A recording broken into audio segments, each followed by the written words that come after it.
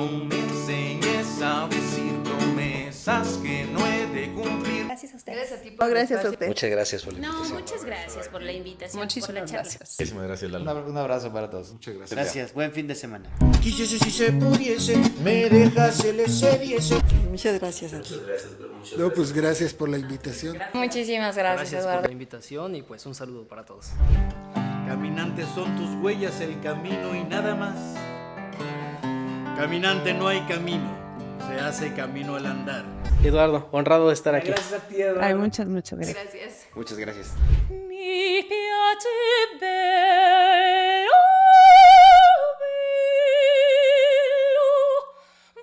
andare in porto. Felicidades, Lalo, por este nuevo proyecto.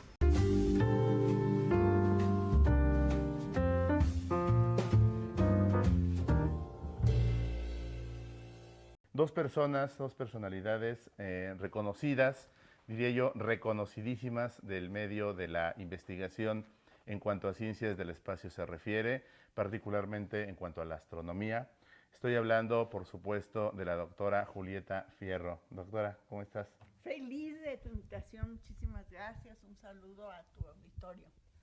Excelente. Y también me acompaña el doctor Omar López, quien es astrónomo en el Instituto Nacional de Astrofísica, Óptica y Electrónica. Omar. Pues un honor de estar aquí contigo y un honor de estar con Julieta, a quien tanto quiero y amo, ¿no? Que ha sido mi inspiración por mucho tiempo. Yo no soy tan grandioso como ella, pero ella nos ha inspirado generaciones a incurrir en la astronomía y hacerlo con mucho gusto, con mucho amor, como siempre lo ha hecho ella. Excelente. Julieta, me gustaría para abrir esta conversación preguntarte acerca de cómo nace tu interés por las ciencias y después particularmente por la astronomía. Pues con todo gusto, la contestación corta es que iba yo a un colegio francés porque estaba cerca de la casa y en mis épocas pues las niñas tenían que aprender a tocar el piano y era elegante hablar francés, pero siempre saqué cero en francés, siempre. Me costaba trabajo leer, pero siempre saqué 10 en matemáticas. Así es que yo desde chiquita iba a ser cirquera, mamá de 12 hijos y matemática. Cuando muere mi madre, mi hermana mayor, que se volvió la mamá, en esa época teníamos 15 y 13 años, ella me dijo que era tontita, que mejor estudiara algo más aplicado, más práctico. Y me dijo, en esa época había técnico en física. Y me dijo, ¿por qué técnico no en física? Aquí sí, en CEU. En CEU. Y me dijo, ¿por qué no estudias eso? Así tienes una carrera técnica, puedes empezar a trabajar pronto. Y bueno, me inscribí a física, no me gustaba tanto, pero pues era la mamá, ¿no? Uno hace lo que dice la mamá. Y ahí había materias optativas de astronomía. Y las tomé y me enamoré. Total y absolutamente perdida. Y bueno, pues desde entonces, desde hace 46 años estoy en esto. ¿Cómo logras en un momento de tu carrera, en un momento de tu vida, decir las otras áreas que he conocido a lo largo de mi estudio fundamental en la física, las voy a dejar un poco de lado por acudir directamente a la astronomía y ya quedarme ahí? Es decir, ese proceso de selección es difícil, porque alguna vez escuchaba a algún amigo decir, elegir es abandonar, porque elijo una pero abandono las demás. ¿Cómo fue ese proceso? Jamás sentí eso. La astronomía es multidisciplinaria, claro, por excelencia. Necesitas saber física porque aplicas lo que conoces de la física terrestre al resto del universo, pero bueno, tú siendo biólogo, entiendes que tenemos que saber de biología si nos interesa la búsqueda de extraterrestre. Por supuesto, necesitamos saber matemáticas, necesitamos saber química. Yo he escrito sobre la evolución química del universo. En fin, o sea, necesitas saber historias. Si vas a dar clase, pues necesitas platicar de la astronomía egipcia o del tema que toque. En fin, geografía, porque necesitas enseñar las coordenadas. Es decir, la astronomía es multidisciplinaria de origen. Así es que en lugar de abandonar, y como se dedica a todo, y yo me dedico al universo, pues engloba todo y entre más mejor. Así es. De alguna forma, esta área del conocimiento, esta especialidad, es una especialidad que tiende hacia la generalidad. Es es decir, hacia abordar el cosmos, ¿no? En su conjunto, Así el todo. es, el todo.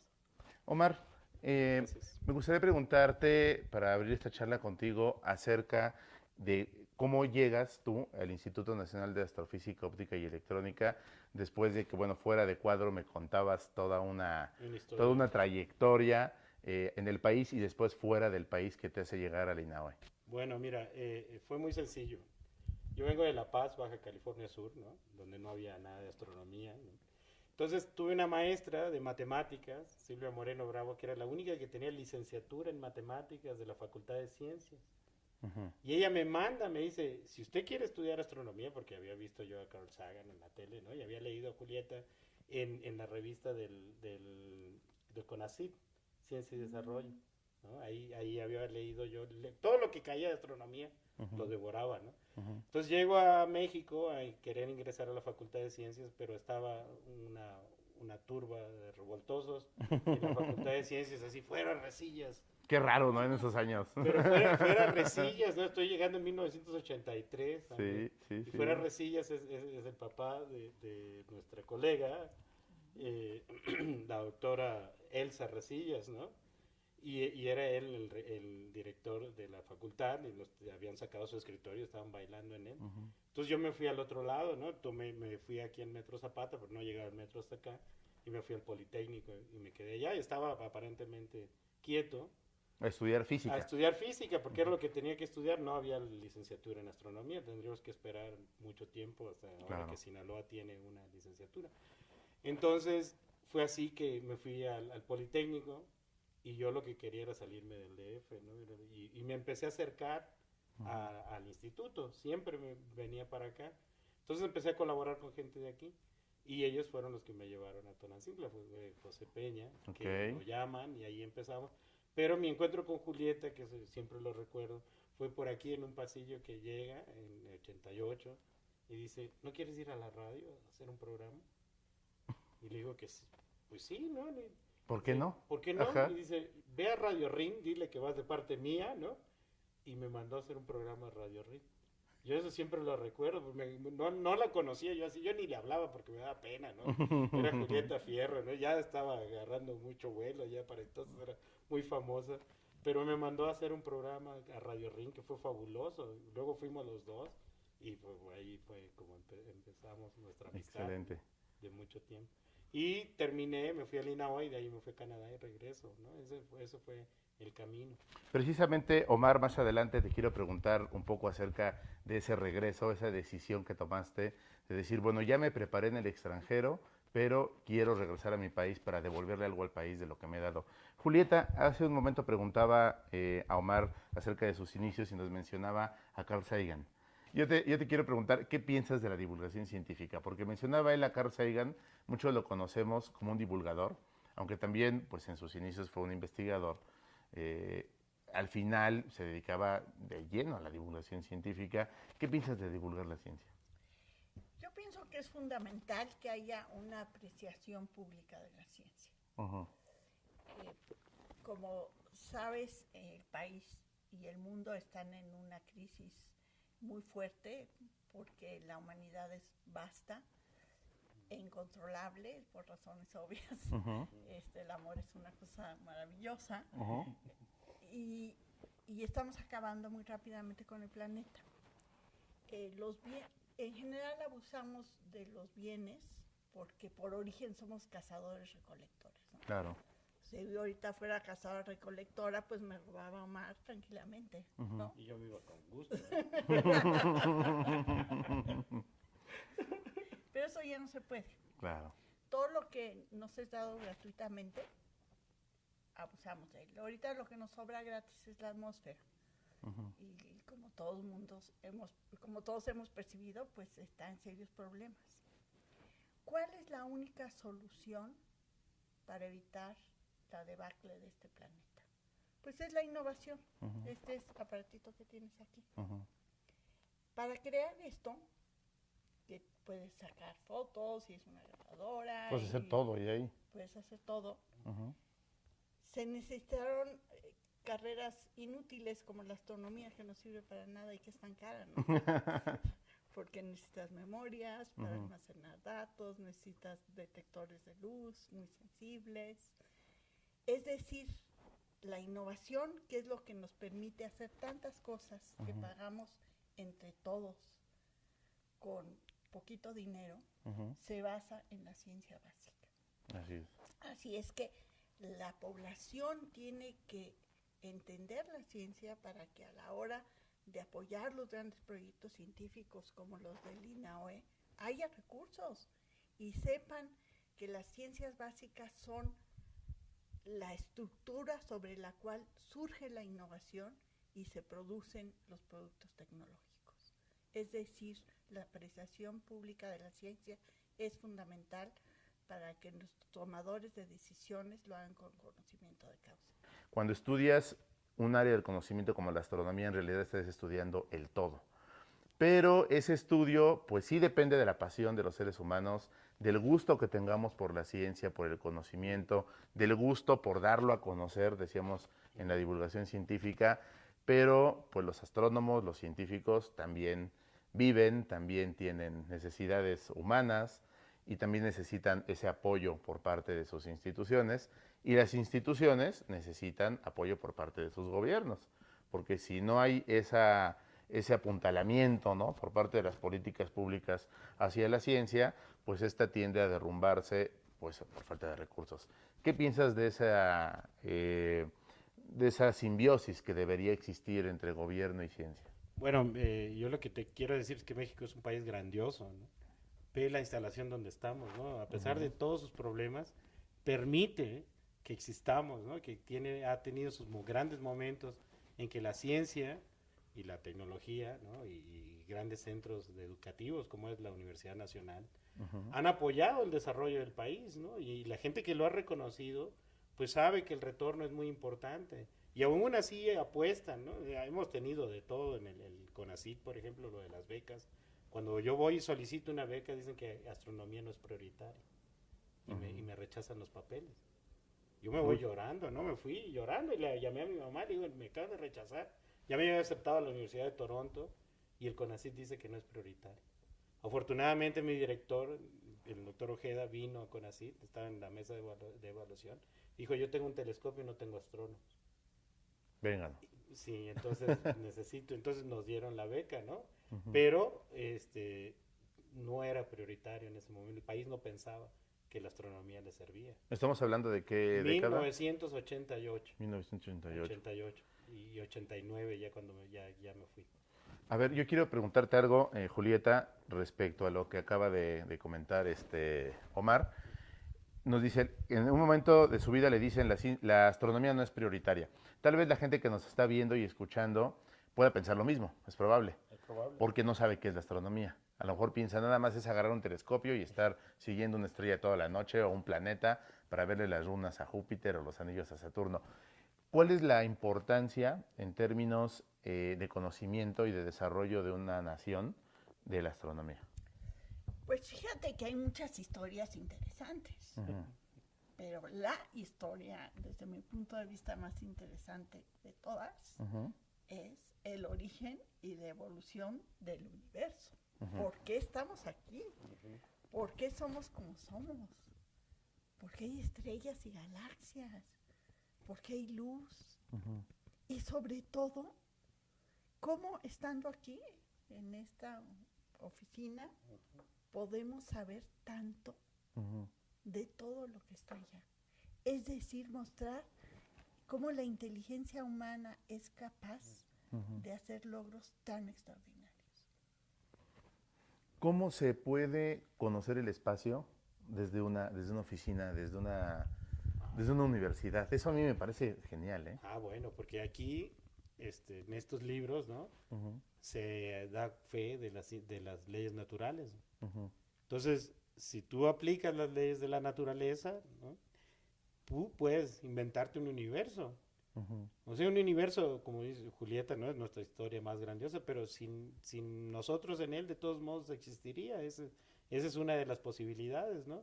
Claro. Y eso sale de, pues si tú agarras las ecuaciones de Einstein, las evolucionas, ves, se crea un universo y no si tiene vida o no tiene vida, si estamos aquí Julieta y yo para dar fe de que existe el universo, es irrelevante, ¿no? Esa es una de las cosas. Afortunadamente estamos aquí, podemos dar fe y estamos muy bien. Pero te quiero mencionar otra cosa, ¿no? De que este conocimiento, que en apariencia inútil, nunca sabes tú cuándo lo vas a utilizar. Esa es una de las cosas. Una era de que queríamos ver rayos X del universo, ¿no? Pues sacamos el satélite, pero entonces la tecnología que en ese momento no existía, se tiene que inventar. Y se inventa porque pues tienes que transmitir la imagen. ¿Y quién iba a pensar que las Torres Gemelas iban a caer, ¿no? En este siglo y que iban a necesitar un montón de máquinas de rayos X? Claro. Si hubiera tomado una decisión una persona aquí, dice, ¿para qué hacer máquinas de rayos X? Nadie las usa, ¿no? Con una radiografía estamos contentos. Pero pues la astronomía crea necesidades que aún no existen. Pero finalmente cuando se hace ciencia, cuando se construye conocimiento, no se hace pensando que un día se va a aplicar, ¿o sí? Julieta. No, el propósito de la astronomía es avanzar el conocimiento. Nada más. Se aplique o no, eso nos vale gorro, ¿no? Ahora, ¿por qué las naciones más poderosas del mundo invierten tantísimo en astronomía?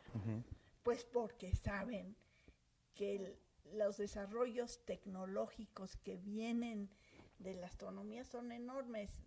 Seguramente tú tienes un posicionador en tu GPS, sí. Pues entre otras cosas, alguna vez se soñó en poner satélites en el espacio para medir las ondas gravitacionales que pasaran por ahí y se deformara el espacio-tiempo de acuerdo a las ecuaciones de Einstein. Y eso hizo que se perfeccionaran los posicionadores globales. Exacto. Entonces, o sea, se hace conocimiento por el interés de conocer más, de saber. La curiosidad. La curiosidad. Por hacer preguntas, así como a ti te interesa saber de mí, y a mí me gustaría, si yo te estuviera entrevistando a ti, saber de ti, saber el impacto que has tenido en el conocimiento y conocer a estos chicos que has inspirado, por ejemplo, con tus programas, pues a los humanos nos da curiosidad saber, pues, por qué hay todo, y por qué hay universo, y si se va a acabar. En ese sentido, la ciencia entonces es una actividad, yo le llamaría infantil. ¿Por qué? Porque yo no conozco seres más curiosos que los niños. Entonces, un niño de nacimiento tiene esa curiosidad y, digamos, ese sesgo hacia la ciencia. ¿En qué momento se nos quita, Omar? Bueno, a unos no se nos quita. Bueno, a la mayoría. ¿En qué momento se les quita? A unos no se nos quita nunca porque nos dan licencia de seguir siendo curiosos. Claro. Y muchos de nosotros somos niños, o sea, muchos son todavía en nuestras declaraciones y nuestro comportamiento, ¿no? Nada más cambian los juguetes, ahora son Cambia el telescopios, juguete, ahora nos prestan un juguetote, ¿no? Como el GTM, pues podemos ver el origen del universo, nos inventamos. ¿Pero por qué a otras personas se les quita esa curiosidad? Porque pues ¿qué pasa? Mira, yo tengo una teoría y Julieta puede tener otra. Nosotros hacemos lo que nos gusta. Y aquí no nos la quitan, ¿no? Aquí al contrario, mientras más la explotes, pues dan más resultados. Claro. Te metes a un campo, te gustan los lentes gravitacionales, ¿no? Y empiezas a leer y dices, pues yo puedo observar y meter una propuesta. ¿Y cuál es el telescopio con el que se puede hacer esto? No, pues ALMA, pues le metemos una solicitud a ALMA, ¿no? O al telescopio espacial. Y entonces hacemos lo que nos gusta con pasión, ¿no? Y se trata pues, de explotar la curiosidad, que esa es una de nuestras facultades. Entonces, aquí a nadie lo van a parar, ¿sí? Y eso no se acaba, ¿no? Quizás si tú estás haciendo un trabajo muy aburrido, que tienes que hacer, o de entregables, ¿no? Así, entonces ya se te quita todo, ¿no? Y te vuelves muy práctico y te haces lo que te dicen, ¿no? Y hay una inercia, Julieta, en el mundo actual, pensemos en el siglo XXI, en el sistema capitalista, en la globalización, hay una inercia por irnos frenando esta curiosidad a la mayoría, a las masas. Pero yo no soy especialista de cuestiones globales, pero te puedo dar mi opinión. Lo que yo creo es que estamos enseñando maestros del siglo pasado, ciencia de hace 3 siglos, a estudiantes de este siglo. Qué maravilla. Como dice Omar, uno debe enseñar lo que quiere aprender el alumno. O sea, tú aprendes mucho más fácil y sin esfuerzo lo que te gusta. Por supuesto. A lo que es forzado. Así es que los planes y programas de estudios no están destinados para favorecer la curiosidad de las personas, como que los hemos ido adoptando desde la Edad Media por el Renacimiento, los hemos ido adaptando con más o menos éxito. En lugar de decir borrón y cuenta nueva, ahora hay una nueva realidad en el planeta, hay una revolución, la revolución ya la información está disponible para todos en principio, así que las habilidades deben ser otras. Tenemos que aprender a comunicar tu especialidad, es decir, a escribir, a leer. Tenemos que aprender a buscar el conocimiento que queremos tener. Tenemos que aprender a trabajar en equipo. Tenemos que aprender a ser creadores, porque un país que hace innovación, pues es un país que puede colaborar en el mundo. Tenemos que aprender a aprender, porque si ya sabemos aprender, podemos tomar cursos en línea de lo que querramos, porque ya están en línea. De preferencia deberíamos aprender inglés. Es decir, las habilidades que debemos favorecer son otras. En el caso particular de las mujeres, bueno, el sesgo es inmenso. Claro. O sea, una niña en secundaria quiere saber por qué ya no soporta a la mamá y por qué le gusta el niño de al lado. Sí. Y en lugar de eso, le enseñan el tiro parabólico. Digo, que es matapasiones, vamos. ¿Cuál es el mejor momento en la vida de un ser humano para enseñarle ciencia o cuál es la mejor forma de enseñársela en sus diferentes momentos de la vida? Pues desde que nace. Entre más estímulos tenga un bebé, mejor. El bebé quiere aprender a adaptarse al mundo. El bebé llora por varias razones, tiene hambre, está incómodo, pero también llora porque quiere compañía. Y la compañía es que lo carguen, pero que lo muevan, escuchar sonidos, ver luces, es decir, estímulos. Y conforme va creciendo, quiere más y más y más. Si tú realmente dejaras a un bebé libre, que explorara el mundo y que llegara al saco de arroz y lo vaciara en el piso de la cocina y que se pudiera meter a los charcos de lodo, sería un explorador nato. Claro. Y la misma cultura y las reglas van desinteresando al niño por la exploración. Y bueno, por supuesto, el sistema educativo colabora a eso. Así es que efectivamente le matamos la curiosidad a los niños. Es una lástima. Así. No me imagino, debe ser genial tomar clases contigo, Julieta. ¿Cómo eres como profesora? He hecho muchísimo relajo. No me imagino. Hago mil cosas, sí. ¿Y eso te ha servido en términos pedagógicos? ¿Tú consideras que ese ambiente más relajado, por así decirlo? Te voy a dar un ejemplo. Ahorita estoy asesorando un curso de lectura a niños con cáncer en un hospital, niños en silla de ruedas. Entonces, ¿qué hay que enseñarles? Pues, que es un excusado, por ejemplo. Porque vomitan. Y les fascina. Y aprenden a escribir caca luego. Okay. Y WC, por supuesto. Sí. Y así, o sea, enseñarles a leer a través de la exploración de lo que eso a ellos les preocupa en ese momento. De ahí hay que partir. Estos niños quieren, por ejemplo, tener chapitas. Entonces les enseñas la Che y les pintas sus chapitas de colores, claro, con pinturas, por supuesto, que no sean tóxicas, etcétera, con todas las normas hospitalarias. Es decir, a los niños chiquitos se les puede enseñar lo que sea. Por ejemplo, en el caso de la Che, perdón, de la W, parte de WC, como hay pocas palabras, perdón, me voy a regresar para atrás. Está bien, está bien. En este curso, los niños eligen qué palabra quieren aprender día a día. Y por eso escogieron la W, dijeron que parecía agua, las olas del agua. Entonces, pues aprovechando, pues les enseñas que efectivamente en egipcio el agua es un símbolo así, y el río son 3 simbolitos así, y después les enseñas palabras en tantas lenguas de México que utilizan la W. Lenguas mijes, el náhuatl, enseña W. Por ejemplo, descifrar en alguna de nuestras lenguas, Wewen, por ejemplo. En fin, utilizas lo que los niños quieren saber para avanzar sobre eso. Y claro, les compras libros de Wally, descubran a Wally, y luego que iluminen libros de Wally. Es decir, a través de la realidad que ya tienen, nosotros entrar en esa realidad. Exactamente. Y de pasada enseñas ciencia, porque enseñas cómo funciona un excusado, por ejemplo, etcétera. Omar, te quiero preguntar, en la educación de aula, nos ha hablado Julieta acerca de la necesidad de entrar en la esfera del alumno, entrar en su realidad para permearla desde ahí. Cuando se dirige, por ejemplo, una tesis, desde tu experiencia, ¿cómo se debe guiar una investigación de un joven que, si bien ya tiene una preparación profesional, tal vez todavía no tenga la madurez suficiente para darle continuidad, formalizarla, llevarla hasta el último término, por ejemplo, en la licenciatura, o donde todavía las preocupaciones del entorno lo pueden distraer? Bueno, pues lo principal es darles un tema que les interese y que sea relevante, ¿no? O sea, que también tiene que tener una salida, ¿no?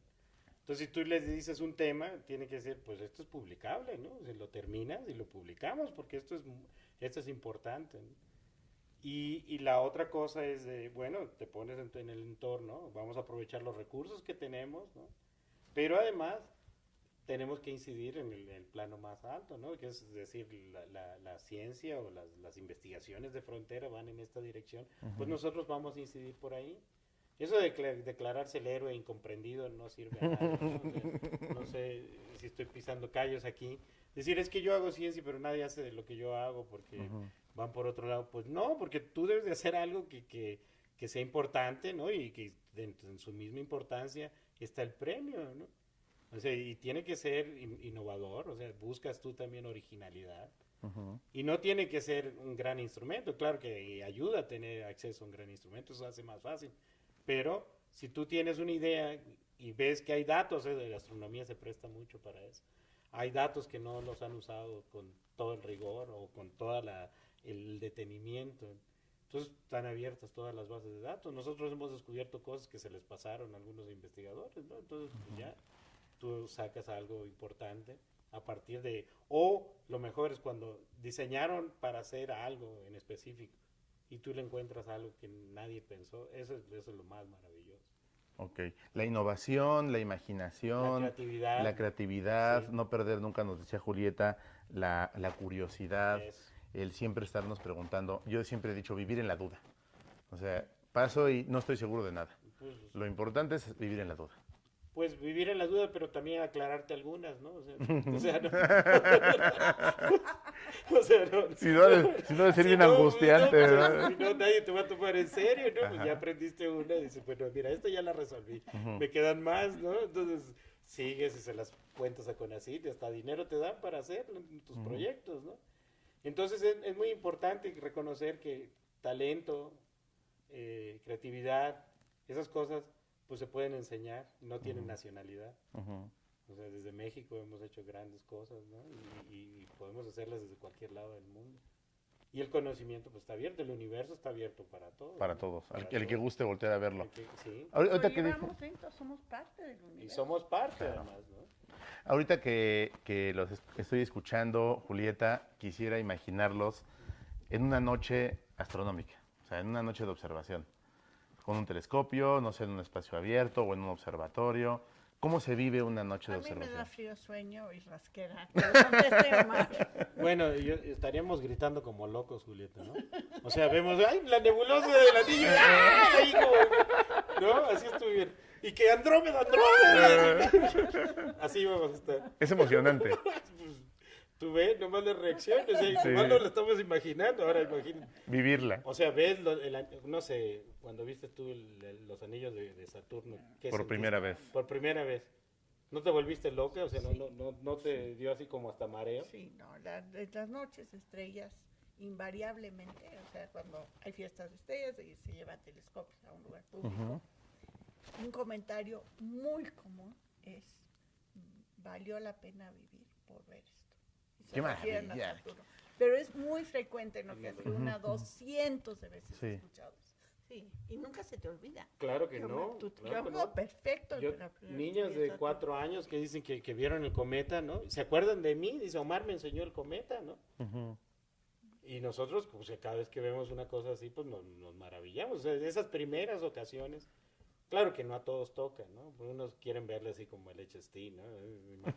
De la NASA, ¿no? Pues sí, con el ojo pelón, ¿no? Le faltan colores, pero lo estás viendo directamente, ¿no? Entonces eso es maravilloso, a los que Claro. nos toca, y yo estoy muy pendiente de con quiénes reaccionan, ¿no? Porque quiero eso. Exactamente. El que no voltea y dice, bueno, pues... Si hay quien pasa, lo ve y y... no vio nada, ¿no? Entonces, pues está bien, a lo mejor es para otra cosa. Pero hay quien se emociona, como veo que ustedes se emocionan. Hay quienes se pone loco, ¿no? Y esos los queremos, ¿no? ¿Cuándo tuviste, Julieta, tu primer telescopio? ¿Te acuerdas de ese primer telescopio o fue hasta que llegaste a la carrera? No, de veras que yo soy malísima, de verdad me da frío, sueño y rasquera. Yo tengo un telescopio para los medios, porque siempre quieren que saque un telescopio. Y tengo telescopios para mis clases, para que los alumnos vean pues los edificios de enfrente. Ajá. Y tengo telescopios porque todo el mundo cree que, pues, como soy astrónoma, tengo telescopios y si una escuela me pide un telescopio, pues se lo mando Pero a no. una persona. Pero yo usar un telescopio, ni hablar, o sea, no tengo ni la menor idea. Ok. Pero por fortuna existe la astronomía teórica, como dice Omar, él puede inventar un universo en su oficina. Sí me queda clara la emoción que sienten ambos por ver el cosmos, por ver el firmamento nocturno, también el diurno, ¿no? Porque el sol también es un astro apasionante, pero nos contabas que en realidad tu interés fundamental en la astronomía es la astronomía teórica. Cuéntanos qué es eso. Como mencioné antes, lo que trata el científico es de entender a la naturaleza. Una de las herramientas fundamentales es la física que hemos descubierto en la Tierra aplicada al resto del universo. Muchos de los telescopios del mundo ahora son tan complicados que el astrónomo no los puede tocar. Es como manejar un jet de última tecnología. O sea, tú puedes viajar ahí, pero tú no lo puedes manejar. Claro. Un telescopio tampoco. Claro. Tiene que ser un especialista. Así es que muchos de los grandes telescopios del mundo ahora son remotos.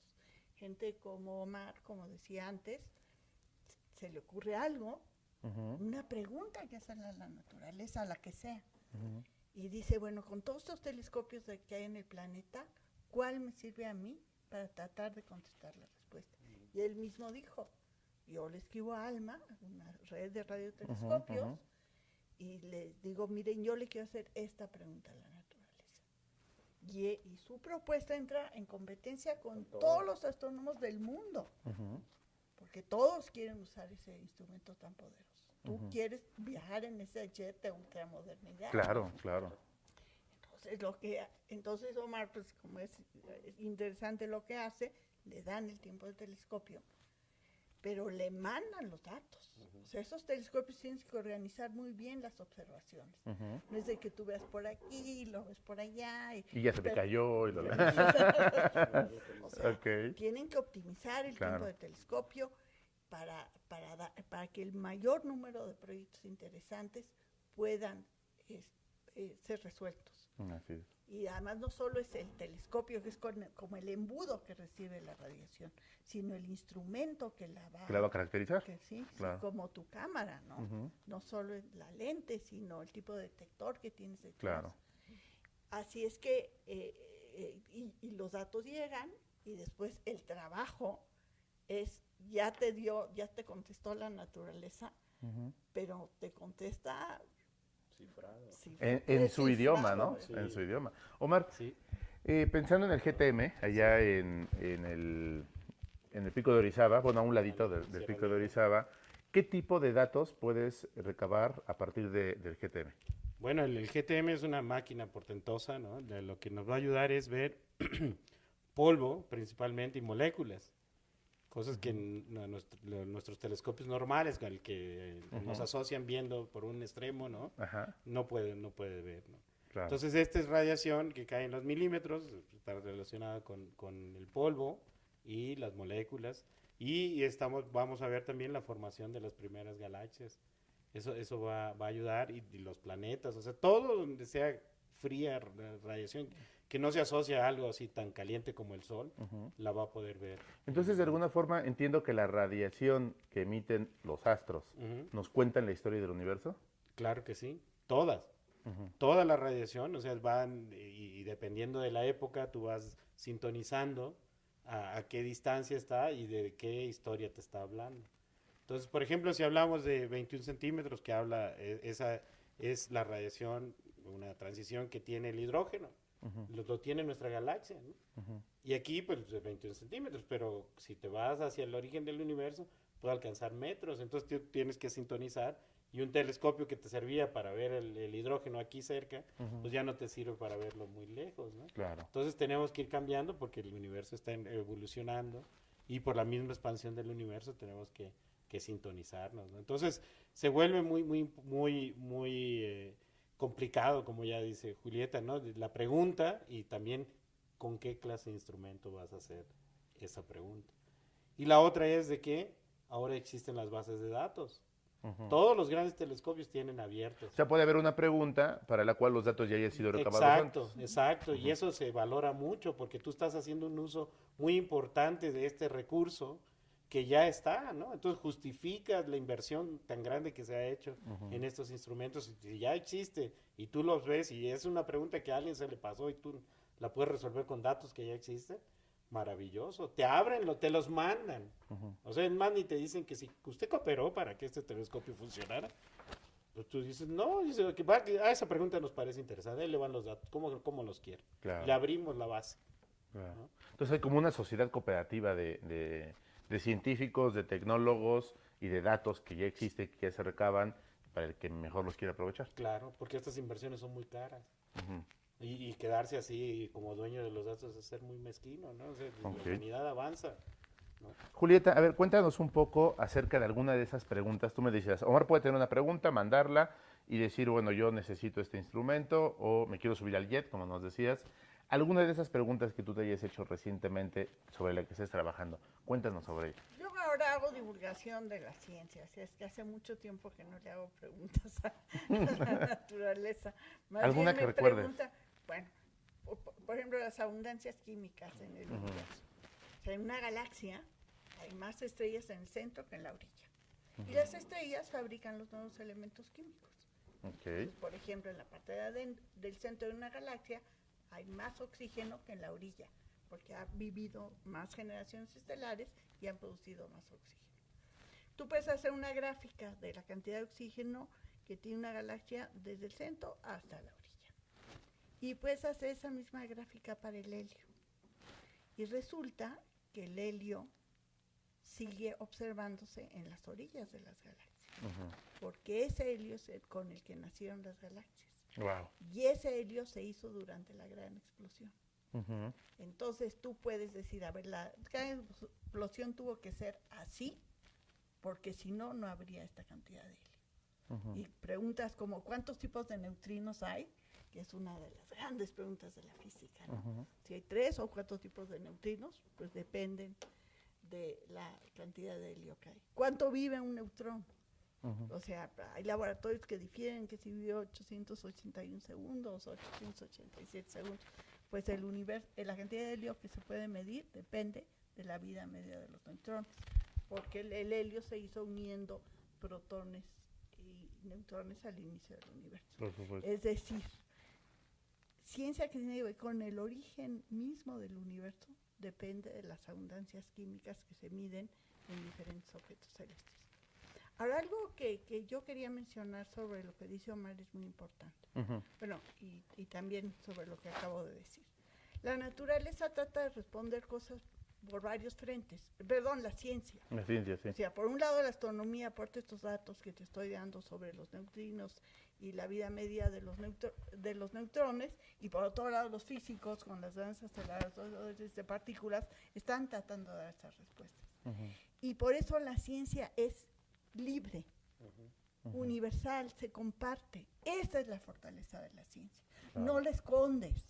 tú, No son- Omar no- descubre no son algo sectas, y pues. lo publica. Ujú. Lo publicas y todo el mundo lo puede Y personas leer. como tú ahora lo divulgan. Y además lo puedes checar. Dices, no, Sí, Omar, Omar no se fue- equivocó. Omar se equivocó, entonces yo voy a repetir lo que él hizo.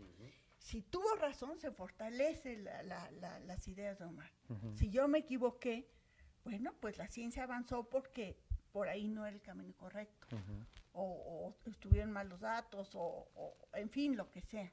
Es decir, la fortaleza de la ciencia radica en que se atacan los problemas por varios frentes y además el conocimiento se comparte. Es Así es. abierto, es para todos.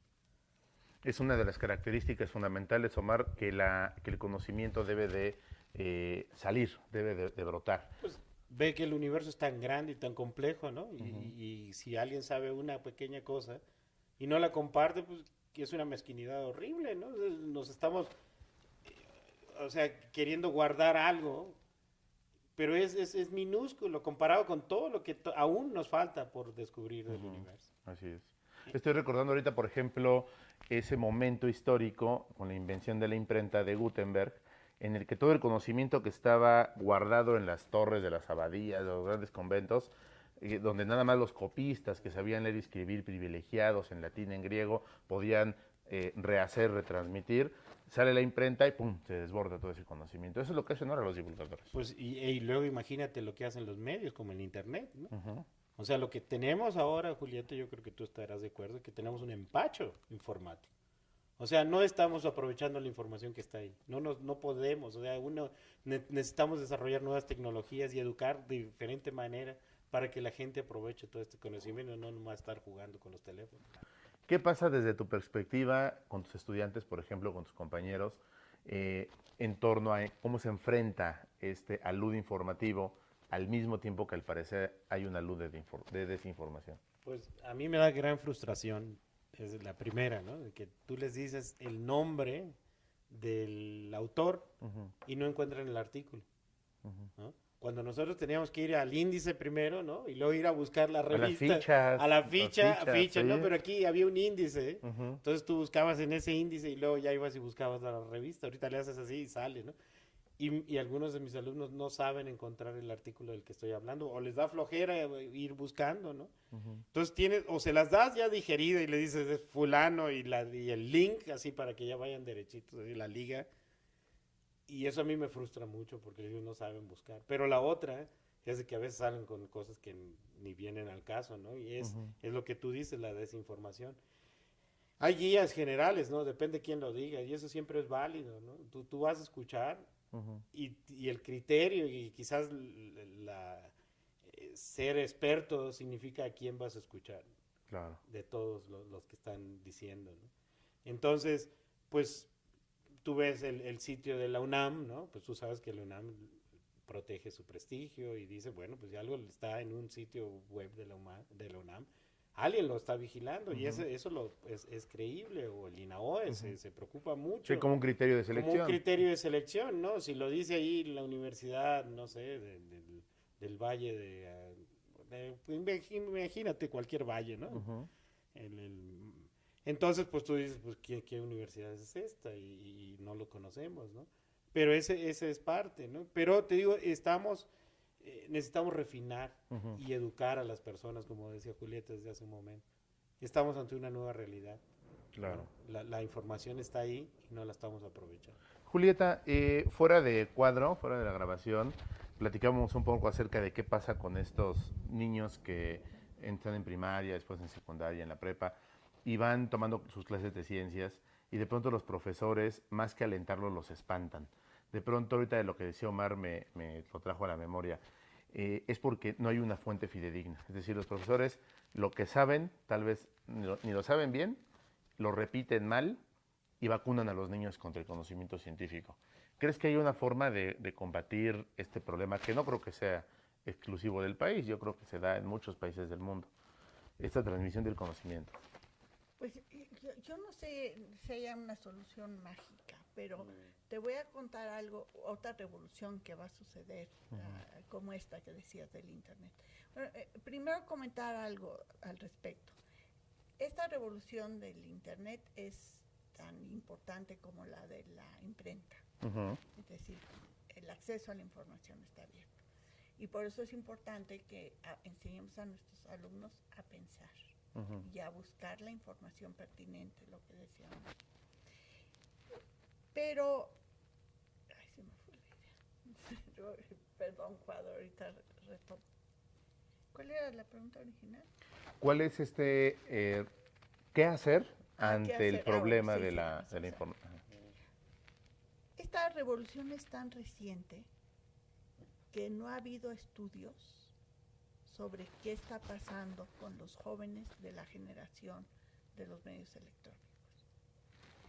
Los pocos que hay muestran que los niños están desarrollando otras habilidades diferentes a las que estuvimos expuestos nosotros. Así es que no sabemos qué va a pasar. Y por otro lado, ¿qué otra revolución está ocurriendo ahora?